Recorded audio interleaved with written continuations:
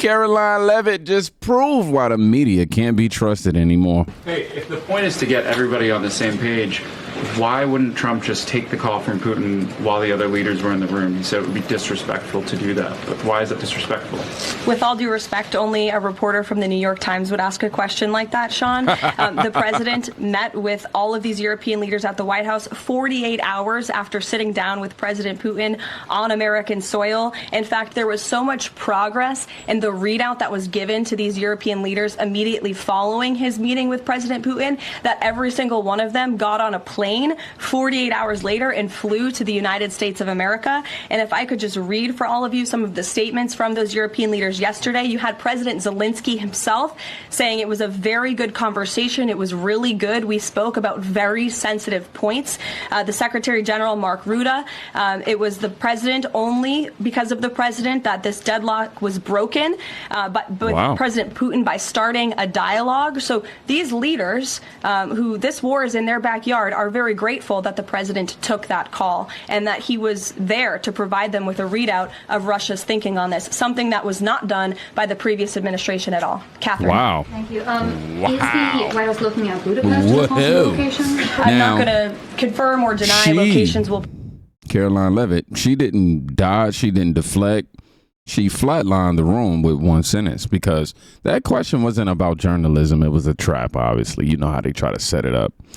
Why didn't Trump take a call from Putin in front of the world leaders? Bro, what is this? FaceTime?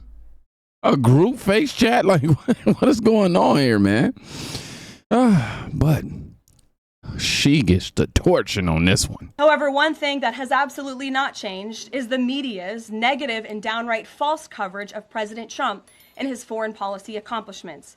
From the beginning of this entire process, much of the left-wing media has been actively rooting against the President of the United States in the pursuit of peace.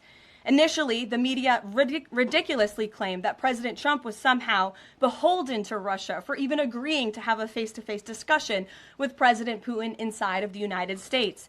The media said President Trump was making a grave mistake by, quote, legitimizing Putin. They were aghast that President Trump would treat another world leader like a world leader. The media relentlessly attacked President Trump and claimed he suffered a, quote, major defeat for not immediately emerging with a final agreement, even though he said heading into that meeting, this was a meeting to listen and to understand how to move the ball forward. All weekend following those historic U.S.-Russia bilateral talks, we listened to clueless pundits on television trying but failing to claim that the president had failed. The so-called experts in the foreign policy establishment, whose record is nothing but endless wars, trillions of wasted taxpayer dollars, and dead Americans, have the nerve to try and lecture President Trump, who has solved 7 global conflicts in 7 months, about peace.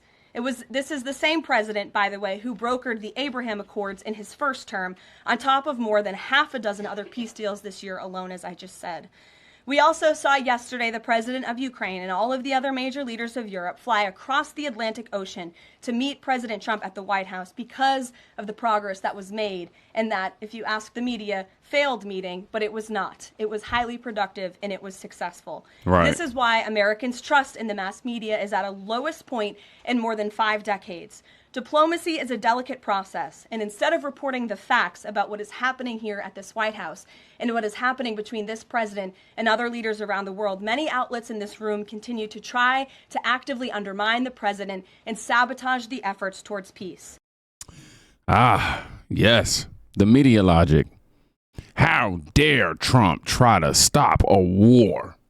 That's how they think. Seriously, you can't make this up, like, at all. These people never wanted peace. They wanted a villain. And since they couldn't find one, they just made one. You know, the guy who's been a villain since 2016. But it gets worse because even when the meeting worked, they still spun it as failure. As we were coming on the air today, White House Press Secretary Karoline Leavitt, and I'm so glad she went off on this, excoriating the media today for immediately jumping to the conclusion that Donald Trump had done something wrong or given something away in his talks with Vladimir Putin and trying to get a peace deal. Let's listen. It's a long clip, but let's listen to our friend, the press secretary, Karoline Leavitt. From the beginning of this entire process, Much of the left-wing media has been actively rooting against the President of the United States in the pursuit of peace. The media relentlessly attacked President Trump and claimed he suffered a, quote, major defeat for not immediately emerging with a final agreement, even though he said heading into that meeting, this was a meeting to listen and to understand how to move the ball forward. The so-called experts in the foreign policy establishment, whose record is nothing but endless wars, trillions of wasted taxpayer dollars, and dead Americans, have the nerve to try and lecture President Trump, who has solved 7 global conflicts in 7 months. Now, I don't want to sit here and go through the whole clip with her, but let's fast forward to Scott's point. About peace. Goodness gracious. Karoline Leavitt going off on the press corps. That was in her briefing that started just before we went on the air. And you know what? Good for her. Right. She's absolutely right. What happened? Donald Trump said out loud, I'd like to find a solution to solving the war in Ukraine. The only 2 people there are to talk to and to ultimately solve it, as Marco Rubio has told us, are Putin and Zelensky. Yes, the Europeans are involved, and yes, President Trump is involved, but ultimately Putin and Zelensky, they are the 2 players. Their countries are at war. So we got to talk to them. Trump makes a meeting with Putin. Immediately, all the usual suspects.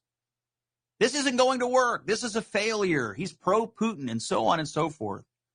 Absolute rank irresponsibility out of the media to try to shut down a peace process before it's ever really underway.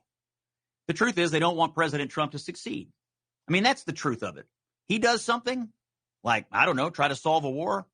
They would prefer the war to continue as to have to report Donald Trump solved yet another conflict on this planet Earth.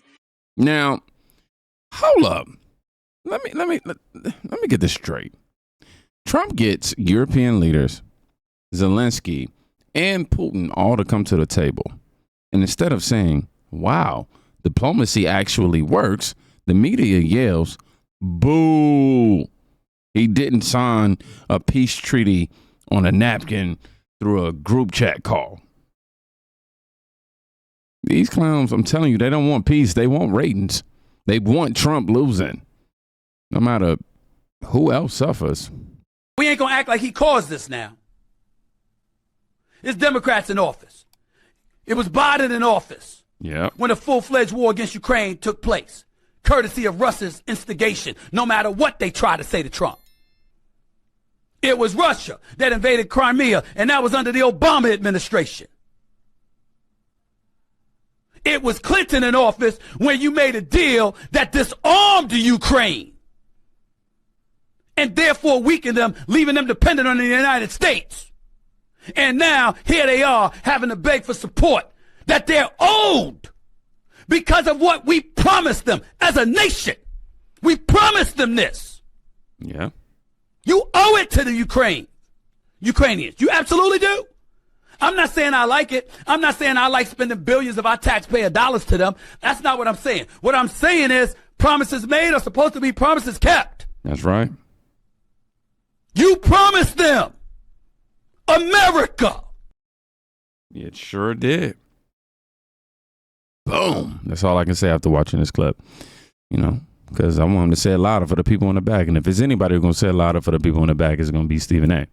This ain't just about foreign policy. This is a whole system. Fake headlines, fake outrage, and ultimately the fake activism, you know, that circles all of it. Trump brings order. They bring the hashtags. Trump locks up danger. They lecture you from their gated communities. Now, I'm going to close out with this one right here. Why would you be mad at President Trump for making our city safer by locking up dangerous criminals? This is in relation to D.C., but hear him out. Why would you be mad at President Trump for making our cities safer? By Trump locking up all these dangerous criminals, he is actually saving more black Americans than anybody who want to race bait, race hustle, and make money off of black pain. You know, I give President Trump a lot of credit because he's doing what should have been done a long time. Enforce the law, lock the criminals up. I know that's right. Yeah, I can be mad all you want. Yeah, I can be mad all y'all want, but this guy's out here doing this thing, man. Trump, that is. Caroline, she didn't just clap back. She torched the whole narrative. And if that's what the truth looks like, no wonder they trying to silence him. Y'all be safe. Please go check on somebody today. You can quite literally be saving their life. Peace.